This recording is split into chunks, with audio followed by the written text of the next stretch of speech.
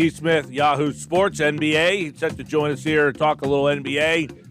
Friday night, it looked like things were falling apart for the NBA. Where does that stand now? And what's the latest on Orlando and this thing getting off the ground? Because there were some reports there, Broads, that things were upticking in Orlando. So how that could factor in as well.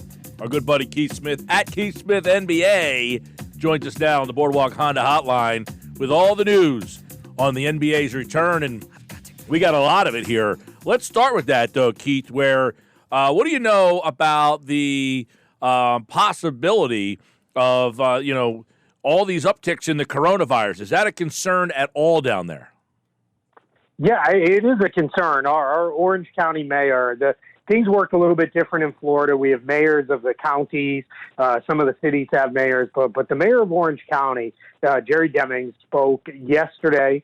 And one of the things that he said yesterday was, we need your help. Our numbers are starting to go up. I don't want to do mandatory stay-at-home orders again. So, please start wearing your masks. Please start being more responsible. He's kind of doubled down on that since. And one of the things he is saying is, if we have to, we're going to do what we need to do to, kind of quell these numbers from going up. And this is just as we're starting to hit new phases in the area where theme parks are reopening, restaurants are kind of off and running. Everything's really, get back to normal, but our numbers are going way up. Now, one thing that I know made national news today was number of positive tests at the Orlando International Airport. And I know NBA fans immediately freaked out because the assumption is that's where a lot of the teams will come through.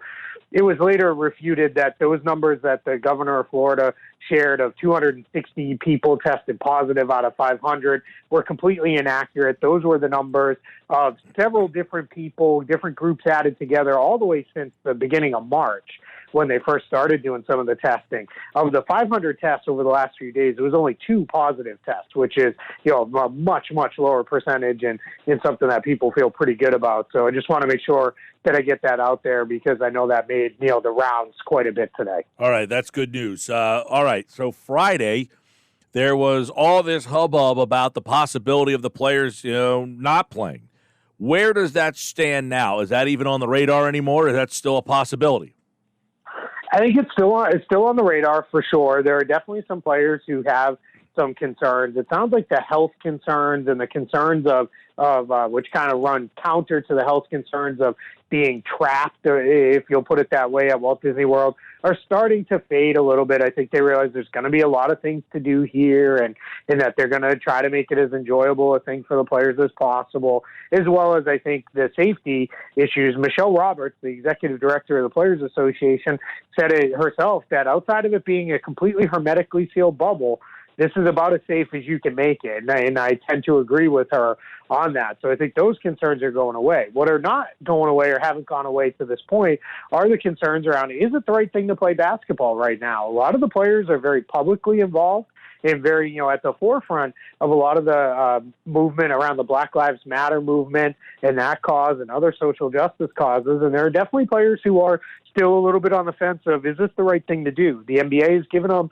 essentially about a week. It's a week from tomorrow that they have to say, I'm in or I'm not, I'm out. And that gives their team the ability to do what they need to do to replace them and figure those things out if they're not going to play. My gut tells me the vast majority, if not all of the non-injured players will be here and will play at Walt Disney World because I think ultimately in the end, the NBA is going to work with those guys to give them the forum to really reach a wide-ranging national and worldwide audience on issues that are clearly quite important to the players, to the coaches, to the owners, the fans, everybody involved with the NBA. This is something that I think they're going to work together to make sure that they are heard.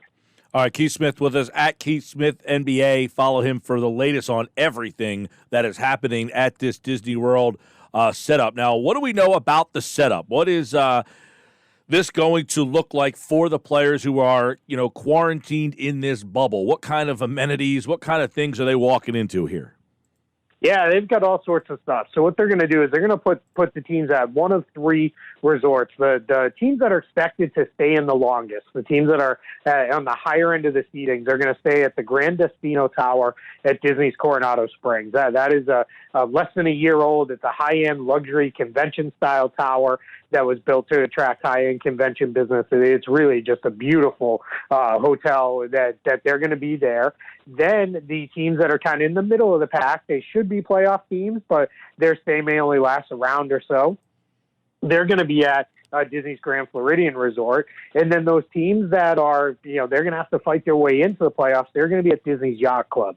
And the reason why they spread them out that way was safety reasons, so that not too many guys are all in one area. And then what they're going to do is the Yacht Club group, as those teams are eliminated, assuming that they all are, they will then move out. Those rooms will be able to turn back over to Disney. Disney will be able to turn them back into their inventory for paying guests.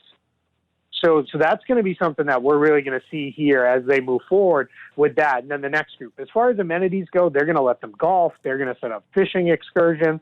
There's all sorts of, they're going to bring in movies and all kinds of things for them to do there. All the games and the like, everything they could want to have there will be brought in to Walt Disney World. And that, they've even, planned all the way down to, they can play card games as long as, they're playing them. And at the end of every game, when they break off, those cards are recycled and tossed away, and new cards will be there. And the detail in this plan shows the care and thought and effort that went into it by everyone involved.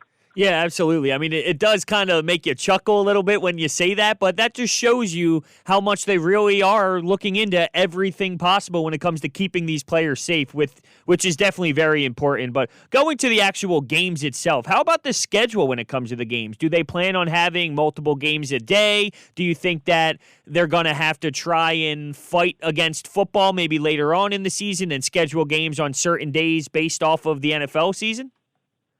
Yeah, they're definitely going to go up against the NFL because they're still going to be playing in September and October. Now, the good news is they'll be into the rounds of the playoffs by that point. They'll be able to manipulate it a little bit more and get away from the bulk of the big NFL days.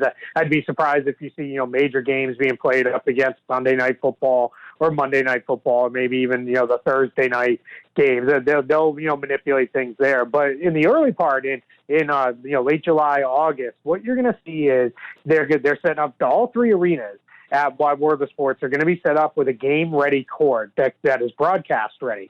And they're going to play games on those courts. And so you're going to have up to, potentially 3 games going at once. There's going to be multiple games in a day because they gave themselves roughly 16 days-ish to get through this first part of this.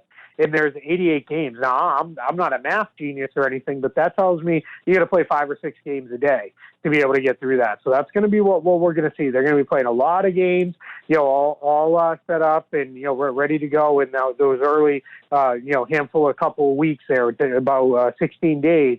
So you're going to be seeing games and they'll stagger them all out because there's a pretty intense cleaning protocol that will happen in the arenas, in the locker rooms, in between games. It's going to be about a 2.5 hour spread.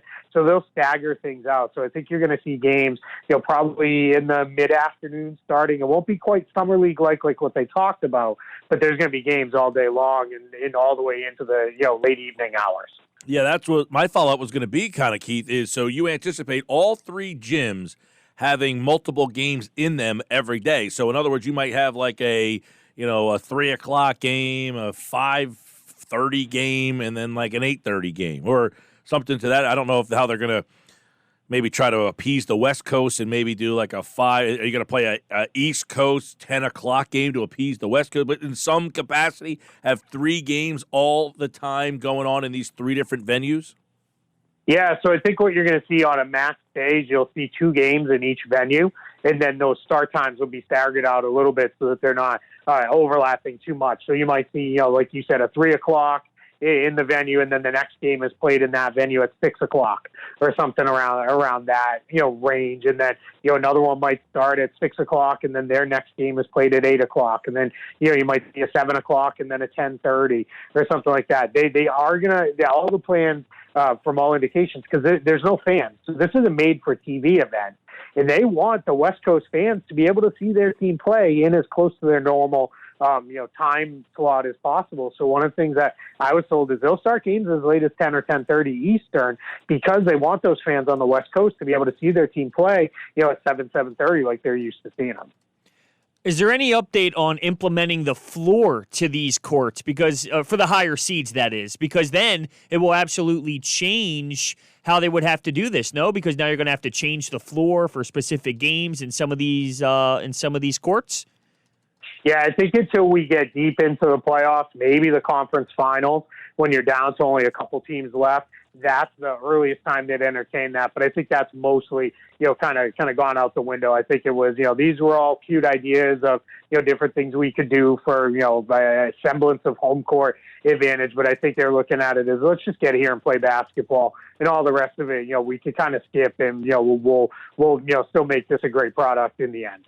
So how do you think that they're going to kind of give an advantage to that home court team or the higher seed, or you don't think that that's even going to be in play at all? Because I think that they brought up these ideas because just like how we talked about them throwing the cards away and other things, they obviously care about the health, and they're making sure that they're doing everything that they possibly could. Well, with this higher seed stuff, they threw out a bunch of silly ideas, but it just shows that they care about that and they know how important it is. So do you think that they're going to try to implement anything for those higher seeds?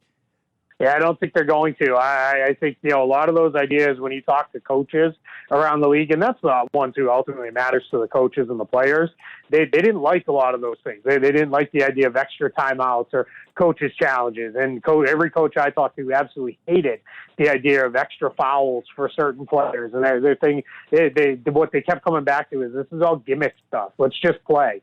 And if you're the best team, it shouldn't matter where you're playing. You should be able to win these games no matter what. If you're the best team to show up there, it doesn't matter all this other stuff. So I think in the end, I don't know that we're going to see any of it. I think they're really just focused on, let's just get here, keep everybody healthy while they're here, and get through this thing with just playing basketball games the way we know and normally do. Keith Smith covers the NBA at Keith Smith NBA.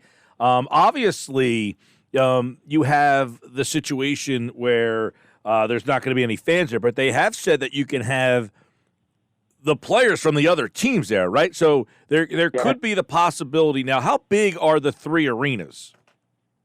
They're about the size of a mid-major college basketball team, like a high-level mid-major.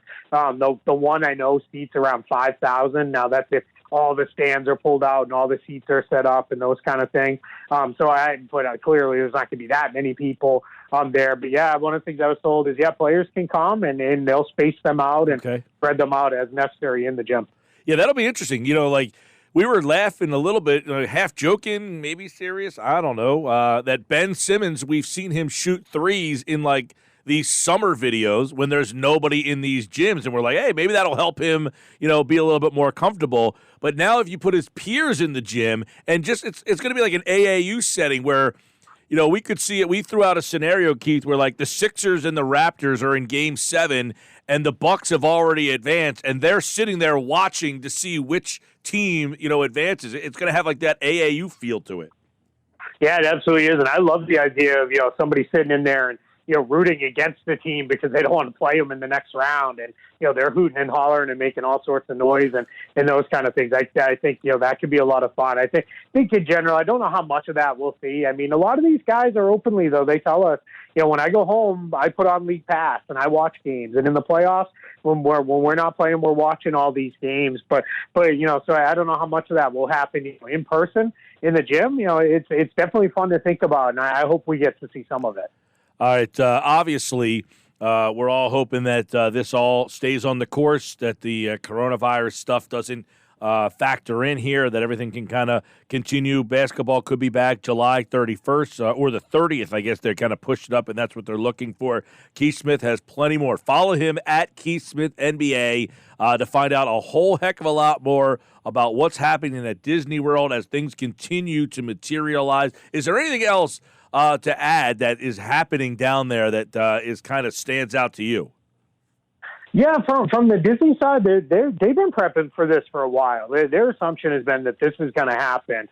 And one of the things that they're doing is they only have so many king and oversized beds available on property. They don't have an influx of 7-foot guests all that often. So that's something that they're working through is, how do we get there to make that comfortable? They're reconfiguring some of their spaces to, support and entertain the NBA. They're the next big, phase just for the company, which has nothing to do with the NBA, is starting to work with those paying guests who might have reservations at those hotels and the like, to work with them, and they'll either get them rebooked or they'll book them at another comparable or better resort and those kind of things. So there's a lot of things that are going to go into this. I had one person tell me this is the single biggest thing we've done on property since we opened the Animal Kingdom theme park.